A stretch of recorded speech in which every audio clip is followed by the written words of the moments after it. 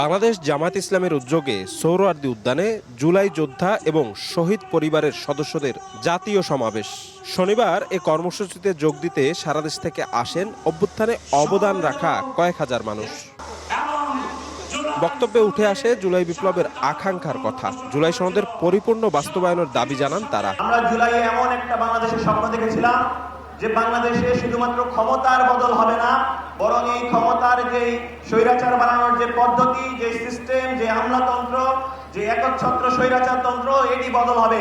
অনুষ্ঠানে যোগ দিয়ে 11 দলীয় ঐক্যের নেতারা জানান, জুলাইয়ের চেতনা সমুন্নত রাখতে ঐক্যবদ্ধ থাকবেন তারা। যে বিএনপির জন্ম হয়েছিল গণভোটের মাধ্যমে, সেই বিএনপি আজকে জুলাই গণ অভ্যুত্থান পরবর্তী গণভোটকে অস্বীকার করছে।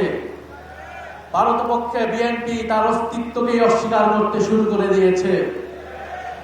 আমরা খুব স্পষ্টভাবে বলতে চাই, বাংলাদেশের প্রত্যেকটি প্রতিষ্ঠানকে নতুন করে যে বিএনপি দলীয়করণ করছে, এটা আওয়ামী লীগের পথে বিএনপি বাংলাদেশকে এগিয়ে নিয়ে যাচ্ছে।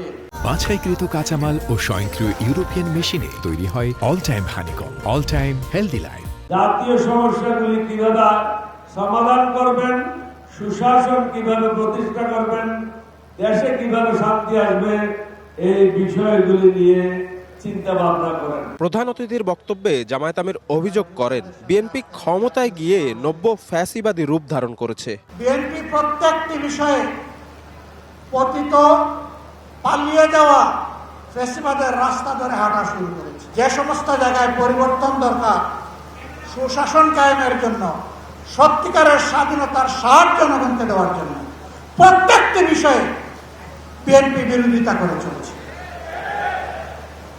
এটি জাতির সাথে সুস্পষ্ট প্রতারণা।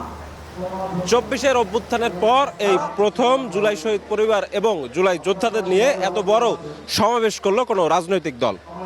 সামনের দিনগুলোতে জুলাইয়ের চেতনা সমুন্নত রাখতে এবং গণভোটের রায় বাস্তবায়নে সকলে ঐক্যবদ্ধ থাকবে, এমন প্রত্যয় ব্যক্ত হলো আজকের এই সমাবেশ থেকে। শফিক মুন্সি, সময় সংবাদ, ঢাকা।